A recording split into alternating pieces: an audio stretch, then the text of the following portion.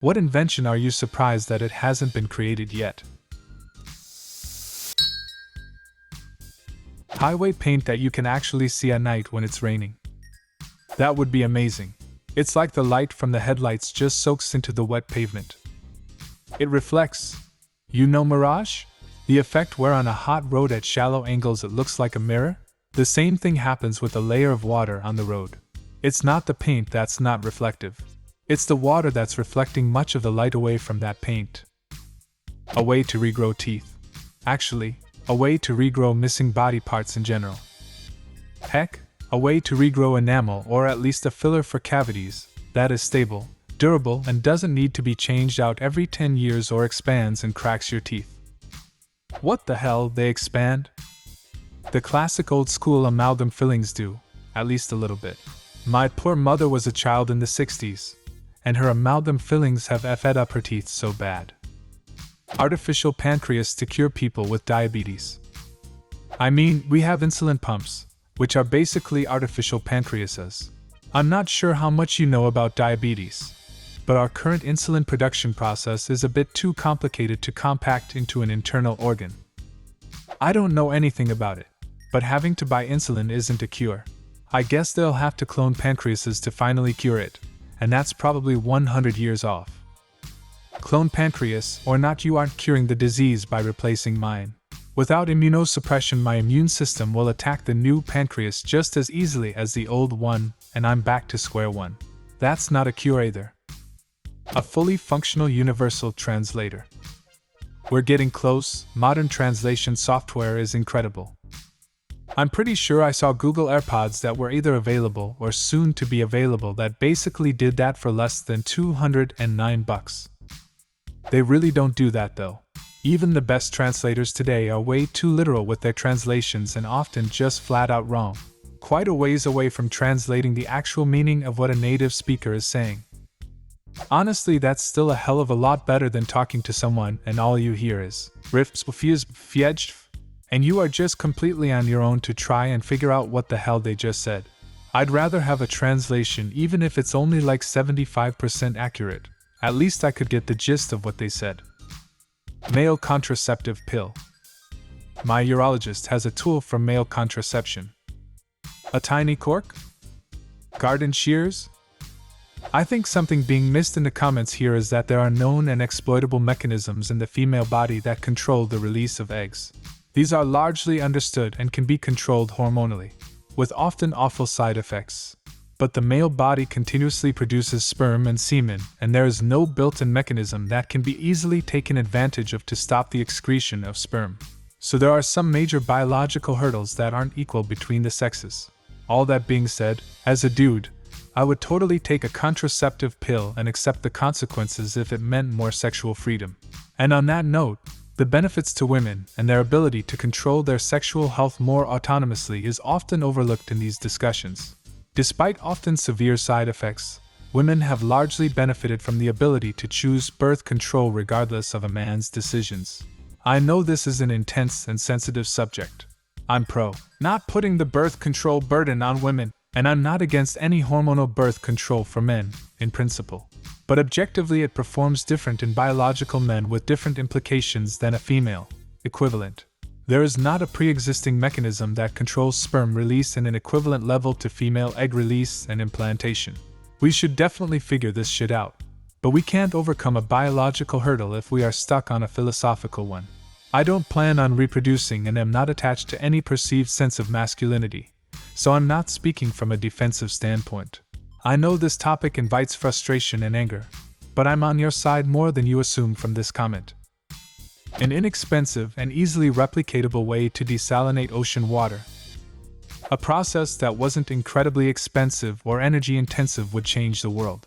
It would be bigger than a cure for cancer. Unlimited cheap potable water would be huge. Until Nestle steps in.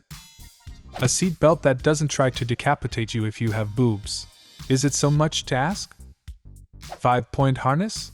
There's no argument that they're safer. People just find them too inconvenient for everyday use.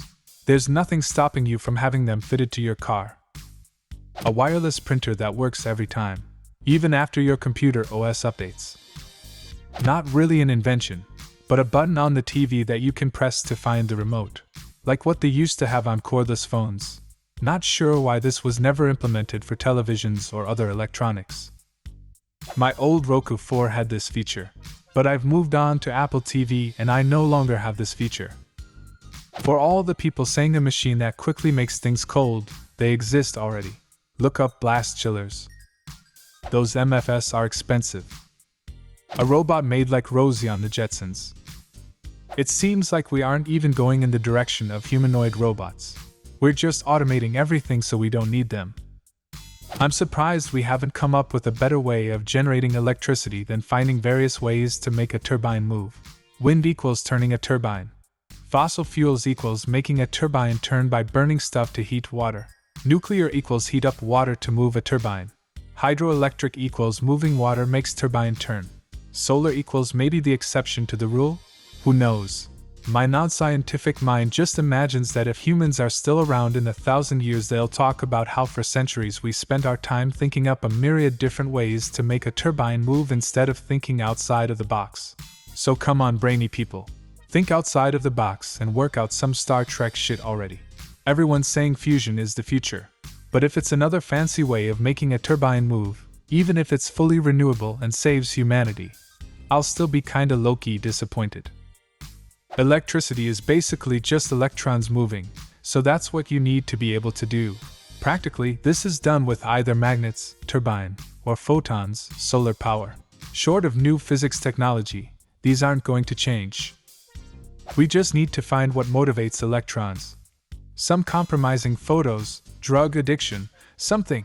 Get those little bastards to move on there through shame or fear, which after all, are two of the greatest forces in the natural world. You'll be disappointed to know that the most popular fusion reactor design will inevitably just make a turbine move.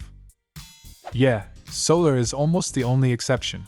It was so revolutionary that it actually was the discovery Einstein was granted his Nobel Prize for. Other examples are the piezoelectric effect or chemical reactions batteries. Those are generally not efficient enough, don't scale very well or have other problems, low fuel density, etc. A turbine really is universal. Rotate a permanent magnet within an inductive coil, get electric energy and some heat. P.S. There are forms of solar energy that do use a turbine to generate electricity.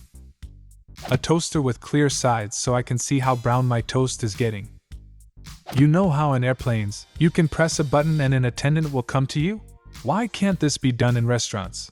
How much more efficient and convenient would it be if you didn't have to try to look out for the server and try to catch their eye if you were able to just press a button and know that you would be attended to? I've been to many restaurants with that feature. A pill that cures mental illness, no treating, but an actual cure. Or a pill that cures the physical cravings and symptoms for drugs. Extremely condensed food with vitamins and nutrients and such, in a small pill. Enough of all this waste. It's 2024, why am I still being forced to take shameful poops? My wife and I have said this for years. We get tired of coming up with things for dinner. We just want something like a Jelly Belly jelly bean but healthy and filling. Sort of like that Willy Wonka thing that was a 4-course meal, sans the blueberry side effects. Women's clothes with reasonable pockets. There's a fortune just waiting for a fashion designer to snatch up. Crustless Pop-Tarts. I want icing all the way to the edge. A pillow that actually does a good job of staying cool. A garbage shredder that shreds your milk cartons and cardboard boxes to minimize garbage bag usage.